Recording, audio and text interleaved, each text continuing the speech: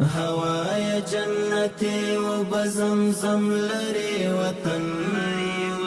لقمان غندي وهر رست مرهم لري وطن ان شاء الله سکال به بغیر لکم فرق نه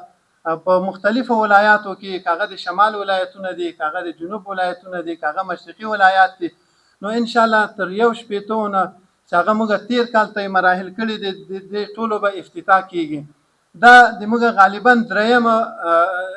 روغتون ده درېمه شفاخانه هم ده چې هغه الحمدلله دا د نن موږ تاسو په هغې مجلس کې ناست یو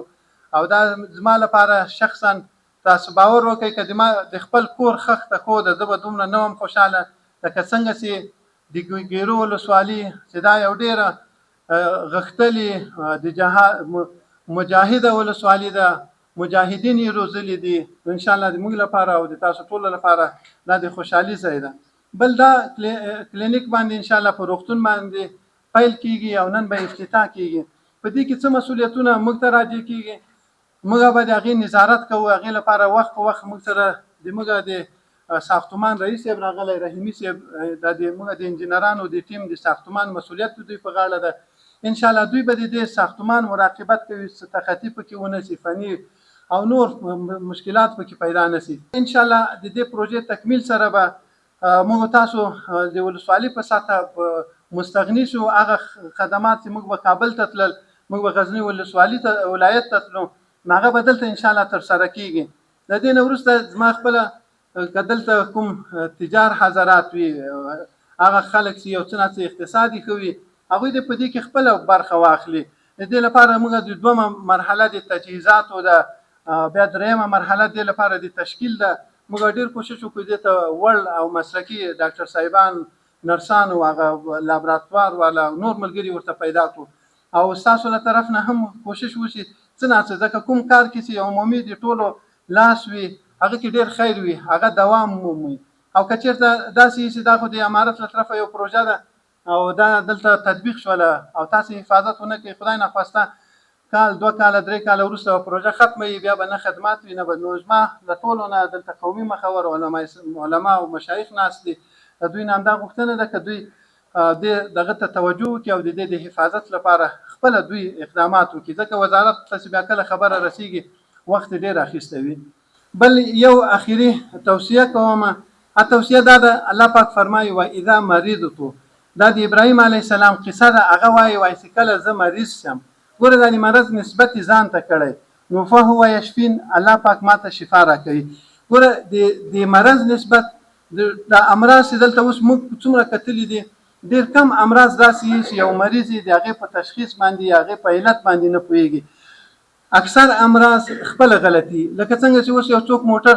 ډېر تیز غلوي که یو ورځ ټکر نه شي بله ورځ تاسو خبر شئ چې موټر یې له بل موټر سره والی یا زخمي ده یا بیچاره پکې وفات شوی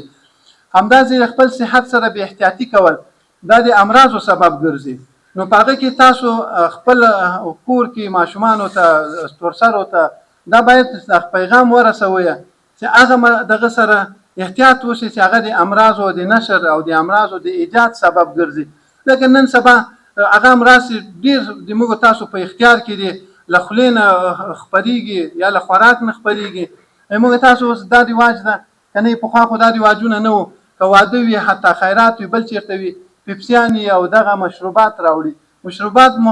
مطلق لکه زهر چې څوک چښي زهر خو داسې زر زود اثر وي او دا مشروبات دا یقینا تر زهر بدتر دي په تدریج سره په تدریج د وخت سره مزمن امراض پیدا کوي اوس موږ تاسو نن سبا په شفاخانو کې مختلف کیسونه راځي ګردې ختمي واړه ماشومان وي شکر ورته پیدا شوی نور داسې سرطاني امراض ورته پیدا شوي هغې کې ډېر زیات رول چې دغه د مشروبات انسان چې کله دا یو څوک وچکي استفاده یې کړي خوب یې وتښتي او د خوب سره د سره مختلف امراض ورته پیدا شي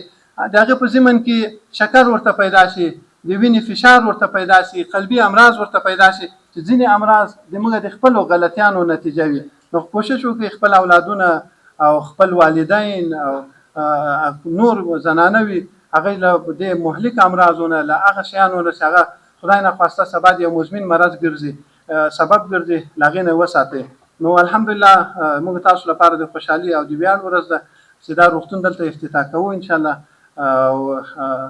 د وزارت له طرفه ان شاء الله پوره ډاډ ده په دې مسایلو کې د روغتیایي برخه کې ان شاء الله پوره همکار ده. هوای جنتي وبزمزم لري وطن لقمان غوندي وهر رست مرهم لري وطن